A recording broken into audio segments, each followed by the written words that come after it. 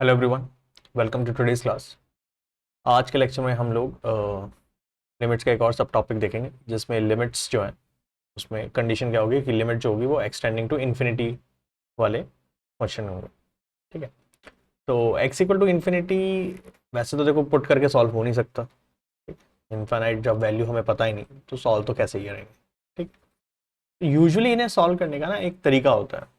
क्या होता है वो कि हम लोग क्या करते हैं कि अगर x इन्फिनिटी को टेंड कर रहा है तो मैं ये बोल सकता हूँ कि अगर इसका रेसिप्रोकल करे 1/x तो वो क्या हो जाएगा 1/इन्फिनिटी। 1/इन्फिनिटी मतलब एक बहुत बड़ा नंबर। जब वन को एक बहुत ही बड़े नंबर से डिवाइड करोगे तो वो 0.000 ऐसे करके होगा। तो मैं ये बोल सकता हूँ कि जो 1/x है वो जीरो की तरफ टेंड करेगा। ठीक है, तो 1/इन्फिनिटी को तुम ऑलमोस्ट जीरो कंसिडर कर सकते हो। ठीक है, तो इस आइडिया को इस्तेमाल करते हैं। तो अब प्रॉब्लम ये है कि क्वेश्चन में ना कभी भी 1/x होगा नहीं, हमें बनाना पड़ेगा। ठीक है, तो आइडिया क्या है, ऊपर जो भी हाईएस्ट पावर ऑफ x है उससे डिवाइड करो, नीचे जो भी हाईएस्ट पावर ऑफ x है उससे डिवाइड करो। ठीक है, तो जैसे इस क्वेश्चन में ax² + bx + c है, तो ऊपर हाईएस्ट पावर क्या है x², नीचे हाईएस्ट पावर क्या है वो भी x²। दोनों को डिवाइड कर दो उससे, तो उससे क्या मिल जाएगा a + b/x + c/x²। ठीक है, लिमिट क्या चल रही है, स्टैंड्स टू इन्फिनिटी। ठीक है, डिनोमिनेटर में भी क्या आ जाएगा d + e/x + f/x²। अभी हमने बात की थी कि जब x इन्फिनिटी को टेंड करता है तो 1/x जीरो हो रहा है। तो जैसे ही 1/x जीरो हुआ ये वाली टर्म जीरो हो गई। अच्छा, जब 1/x जीरो है तो 1/x² भी जीरो होगा। मतलब अपॉन में अगर एक बार x आ गया तो फिर तो उसकी कोई भी पावर हो वो जीरो ही होने वाला है। ठीक है, तो ये भी जीरो, ये भी जीरो की तरफ टेंड कर रहा है, ये भी जीरो की तरफ टेंड कर रहा है। तो बचा क्या, यानी वैल्यू ये सारे तो 0 0 0 की तरफ टेंड कर रहे हैं, तो ये बचेगा सिर्फ a और नीचे बचेगा d। तो आंसर क्या होगा इसका a/d। ठीक है, सिंपल इनफ। ठीक है, आइडिया क्या है, सिंपल, जो भी x की हाईएस्ट पावर है उससे डिवाइड कर दो। ठीक है, नेक्स्ट क्वेश्चन में देखते हैं। इसमें न्यूमरेटर में 5x - 6 है, तो हाईएस्ट पावर ऊपर x है, x की पावर 1 है तो x की पावर 1 से या x से डिवाइड कर दिया। नीचे अगर ध्यान से देखें तो 4x² है, लेकिन वो स्क्वायर रूट में है। तो जब स्क्वायर रूट लिया होगा तो सिर्फ बचेगा x ही, तो यानी इसको भी x से ही डिवाइड करो। ठीक है, एक तो क्या होता है ऊपर नीचे ना सेम नंबर से डिवाइड करना पड़ेगा। अगर अलग अलग से डिवाइड किया मान लो तो दिक्कत क्या आएगी कि एक्सप्रेशन चेंज हो जाएगा, जो कि मैथमेटिकली इनकरेक्ट है। ठीक है, तो इसको सेट करने का एक तरीका और भी हो सकता है, बट यूजुअली क्वेश्चन में पता है यही रहेगा हमेशा ना कि ऊपर जिससे डिवाइड होगा ना नीचे भी हमेशा उससे डिवाइड होगा। तो परेशान मत होना अगर कुछ और हो। ठीक है, या उस क्वेश्चन में देख लेंगे फिर कैसे है, शायद है इसमें आगे। ठीक है, तो फिलहाल ऊपर x की हाईएस्ट पावर 1 है, नीचे भी इनडायरेक्टली x की पावर 1 है, तो दोनों ऊपर नीचे मैंने x से डिवाइड कर दिया। तो ये क्या आ जाएगा, limit x tends to infinity 5 - 6/x। Denominator में क्या आ जाएगा, इसको पहले तो अंदर ले जाओ स्क्वायर रूट के, तो ये हो जाएगा 4x² + 9। ठीक है, और जब अंदर ले जाओगे स्क्वायर रूट के तो ये डिवाइड में क्या हो जाएगा, x की जगह x² हो जाएगा। किसी चीज को स्क्वायर रूट के अंदर डालोगे तो उसका स्क्वायर करना पड़ेगा। ठीक है, या स्क्वायर रूट से बाहर निकालते हैं तो स्क्वायर हटा देते हैं, तो अंदर डालोगे तो स्क्वायर कर देना पड़ेगा। ठीक है, अच्छा, जब इसे डिवाइड करोगे तो ये क्या बन जाएगा, x² से जब डिवाइड करोगे तो ये बचेगा 4 + 9/x²। ठीक है, तो मैंने दो स्टेप एक बारी में कर दिए, तुम चाहो तो आराम से अलग अलग एक एक स्टेप करके कर लेना। ठीक, चलो, अच्छा, फिर वही आइडिया कि x तो tending to 1/x tending to zero हो जाएगा, 1/x टेंडिंग टू जीरो हो जाएगा। हमेशा जानबूझ के इसलिए डिवाइड करते हैं कि 1/x ऐसी टर्म आ जाए। तो ये सारे जीरो हो गए, तो बचा गया ऊपर 5, नीचे √4 बचेगा विच इज 2, हो गया 5/2। ठीक है, थोड़ा स्टेप लिख के कर लेते हैं, वैसे तो क्वेश्चन आसान ही है वैसे तो ये। इसमें देखो नीचे इजी दिख रहा है मेरे को एक्सप्रेशन, तो पहले नीचे डिसाइड कर लेता हूँ। नीचे x की हाईएस्ट पावर क्या है 1। ठीक है, तो x से डिवाइड किया।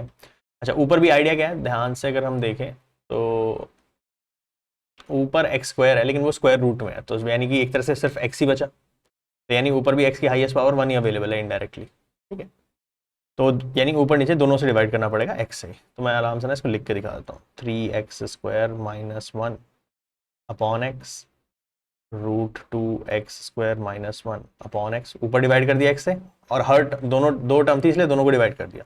नीचे 4x+3 था, 4x+3 डिवाइड बाय एक्स, मैंने इस बार डिवाइड को अपॉन में लिख दिया, ठीक है, और लिमिट तो चल ही रही है, x टेंड्स टू इन्फिनिटी, ठीक है, आसान होता है इन्फिनिटी का क्वेश्चन से, ये जगह limit x tends to infinity. अब एक ना मैं यहीं पे एक स्टेप कर रहा हूँ, अगर मैं इस x को स्क्वायर रूट के अंदर लेके जाऊँ तो ये क्या हो जाएगा, स्क्वायर रूट के अंदर जाते ही ये क्या हो जाएगा, एक्स स्क्वायर हो जाएगा, ये भी जैसे ही स्क्वायर रूट के अंदर गया ये क्या हो जाएगा, एक्स स्क्वायर हो जाएगा, ठीक है, और आराम से डिवाइड कर दो तो क्या बन जाएगा, limit x tends to infinity square root of 3 minus 1/x square हो जाएगा square root of 2 minus 1/x square, और डिनोमिनेटर में आ जाएगा 4+3/x, ठीक है, 4x को डिवाइड करोगे तो x x कट जाएगा, 3/x बच जाएगा, और फिर वही आइडिया 1/x जैसी चीज़ें तो ज़ीरो कर दो, तो क्या बचा ऊपर, √3 प्लस √2, ठीक है, अपॉन 4, ठीक है, और इसको सॉल्व नहीं कर सकते, √3 में √2 ऐड करके √5 मत सोचना, ठीक है, √3 प्लस √2 इज √3 प्लस √2, नहीं ऐड कर सकते, दो अलग इरेशनल नंबर ऐड नहीं होते, ठीक है। चलो नेक्स्ट देखते हैं। अच्छा इसमें अच्छा है, इसमें एक चीज़ है, तुम ये देखो, अभी तक जो हमने ऊपर क्वेश्चंस किए उसमें क्या था, एक न्यूमरेटर था एक डिनोमिनेटर था, न्यूमरेटर था डिनोमिनेटर था, यहाँ सिर्फ न्यूमरेटर है, डिनोमिनेटर तो है ही नहीं, तो मैं डिवाइड अगर मुझे कर रहा तो मेरे को मल्टीप्लाई भी करना पड़ेगा, मतलब मैंने अगर अपॉन में किसी चीज़ से डिवाइड किया तो मेरे को मल्टीप्लाई भी करना पड़ेगा उससे, ठीक है, तो बात तो फिर वही रहेगी, यानी कुछ उससे फ़ायदा तो नहीं होने वाला। फिर मुझे दिखता है यहाँ पर स्क्वायर रूट, जैसे मुझे स्क्वायर रूट दिखा तो मुझे याद आना चाहिए कि हम स्क्वायर रूट वाली चीज़ों को क्या करते हैं, रैशनलाइज करते हैं, तो क्यों ना इस क्वेश्चन को पहले रैशनलाइज किया जाए रादर देन इसको लिमिट से पहले डायरेक्टली 1/x बनाए, √x रहने दो, रैशनलाइज करने के लिए क्या देखेंगे हम, इसे क्या करेंगे, मल्टीप्लाई कर देंगे, √x plus C minus √x, तो रैशनलाइज करने के लिए किया हमने √x plus C plus √x plus C plus √x, ठीक है,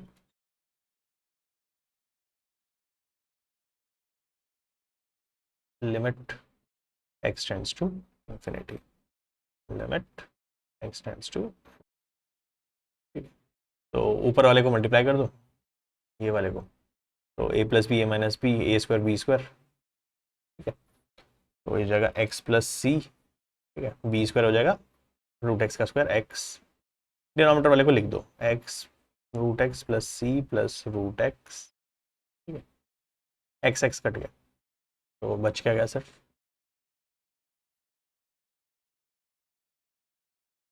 limit x tends to infinity √x C बचा एक upon √x plus C plus √x, rationalize करते ही अब न्यूमरेटर डिनोमिनेटर आ गए ना, अब कर लेंगे, अब क्या करो, ऊपर क्या हाईएस्ट पावर अवेलेबल है, x की पावर, √x मतलब पावर 1/2 है, तो यानी कि वही उसी से डिवाइड कर दो ऊपर भी और नीचे भी हर टर्म को, ठीक है, मैं लिख के दिखाता हूँ आराम से, तो ये इसको अगर प्रॉपर सेंस में लिखें, जगह बनाया ये हो जाएगा limit x tends to infinity √x upon √x into C upon √x plus C, जब इसको डिवाइड करोगे √x से तो अपॉन अंदर आ जाएगा वो, ठीक है, या चलो ऐसे लिख देता हूँ √x प्लस सी अपॉन √x अपॉन √x, ठीक है, तो ये समझ में आना चाहिए, ये तो कट गया और ये भी कट गया, इसको दो अलग अलग स्क्वायर रूट है तो कंबाइन करके सिंगल स्क्वायर रूट लिखा जा सकता है, ठीक है, तो आई थिंक अब हो जाएगा ये limit x tends to infinity C upon, ये बचा स्क्वायर रूट के अंदर 1 प्लस c/x, ठीक है, प्लस 1, बस हो गया, ये 1/x वाली चीज़ तो पता है हमें जीरो के टेंड कर रही है तो हटा दो, तो बचेगा क्या सिर्फ c अपॉन √1 प्लस 1, तो ये c/2 बचेगा सिर्फ, ठीक है, √1 1 होता है, 1 प्लस 1 2 c/2, ठीक है, तो ध्यान रखना ऐसा नहीं है कि जो प्रीवियस कॉन्सेप्ट पढ़े हैं वो यहाँ नहीं लग सकते, कि जो अलजेब्रा पढ़ा है तो वो यहाँ नहीं आ सकता, ठीक है, चीज़ें मिक्स करके भी बनते हैं, वो क्वेश्चन थोड़े अच्छे बन जाते हैं जब अलजेब्रा भी और इन्फिनिटी वाला कॉन्सेप्ट ये दोनों मिक्स किया जा सकता है, जैसे इसमें रैशनलाइजेशन और इन्फिनिटी को मिक्स कर लिया, ठीक है, चलो नेक्स्ट क्वेश्चन देखते हैं।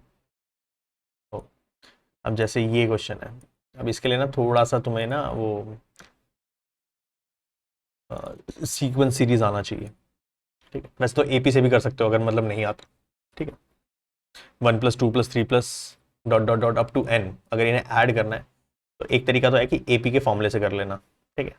मैं उससे नहीं बता रहा, डायरेक्ट फॉर्मूला होता है, ठीक है। डायरेक्ट फॉर्मूला क्या होता है, इसको हम बोलते हैं समेशन n बोलते हैं, ठीक है। 1 से लेके n तक के नंबरों को ऐड करने को कहते हैं समेशन n, और इसका फॉर्मूला होता है n इंटू n+1/2। ये डायरेक्ट पता होना चाहिए, तुम एपी से निकालोगे तो भी वही आएगा, ठीक है। a1 ले लेना, d1 ले लेना, और नंबर ऑफ टर्म्स n ही है तो sn निकाल लेना इनका सम, ठीक है। लंबे वाले फॉर्मूले से करना, यही आएगा उससे भी, ठीक है।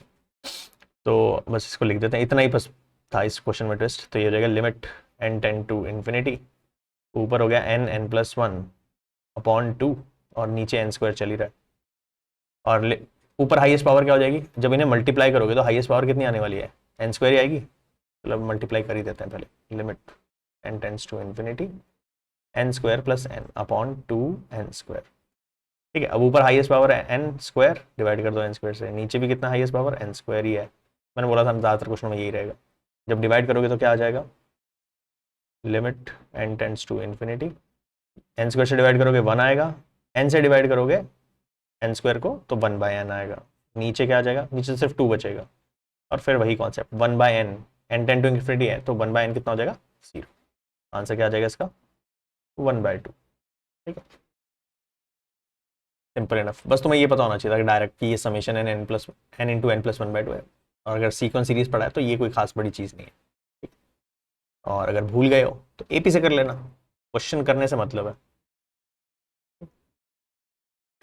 चलो ये देखो फैक्टोरियल का कॉन्सेप्ट ले आए। अच्छा, n factorial, n+1 factorial minus n factorial. देखो फैक्टोरियल में लिमिट तो डल नहीं सकती, ठीक है। इतना आसानी से तो मतलब होगा नहीं सॉल्व। कहीं ना कहीं पहले फैक्टोरियल की कोई ना कोई प्रॉपर्टी लगा के इसको थोड़ा सिंप्लीफाई करना चाहिए, तब तो हम इसमें कर सकते हैं, ठीक है। तो एक चीज उसमें सिखाई जाती है पीएनसी के अंदर कि n+1 फैक्टोरियल जो होता है वो n इंटू n+1 फैक्टोरियल होता है, sorry n+1 into n factorial होता है, ठीक है। मतलब बेसिकली इसको आइडिया से होता था कि 5 फैक्टोरियल को तुम 5 इंटू 4 फैक्टोरियल लिख सकते हो, मतलब जो भी नंबर है उससे एक कम का फैक्टोरियल लिख दो। तो n+1 को n+1 इंटू एक कम मीन्स n का फैक्टोरियल लिख सकते हैं। तो limit n tends to infinity, ऊपर n फैक्टोरियल, नीचे n+1 इंटू n फैक्टोरियल हो गया, माइनस भी n फैक्टोरियल हो गया। अब मेरे को ना नीचे कॉमन दिख रहा है n फैक्टोरियल दोनों में, इस टर्म में भी n फैक्टोरियल है, इस टर्म में भी n फैक्टोरियल है, कॉमन निकाल लेते हैं, ठीक है। तो ये हो जाएगा limit n tends to infinity, ठीक है। और ऊपर तो n फैक्टोरियल ही है, नीचे n फैक्टोरियल कॉमन लिया ना हमने, तो बचेगा क्या, n+1 - 1, ठीक है। तो n फैक्टोरियल से n फैक्टोरियल कटा, ये 1 से 1 भी हटा दो, क्या बच जाएगा, limit n tends to infinity 1/n। और अभी हमने बात की n अगर इन्फिनिटी को टेंड कर रहा है तो ये क्वांटिटी 0 की तरफ जा रही है, यानी आंसर इज 0। और ऐसा जरूरी नहीं कि लिमिट का आंसर हर बार एक वैल्यू है, 0 भी आ सकता है, ठीक है। 0 is also a defined value ना, उससे कोई दिक्कत नहीं है। चलो डन है, ठीक है। बस यही था लास्ट क्वेश्चन,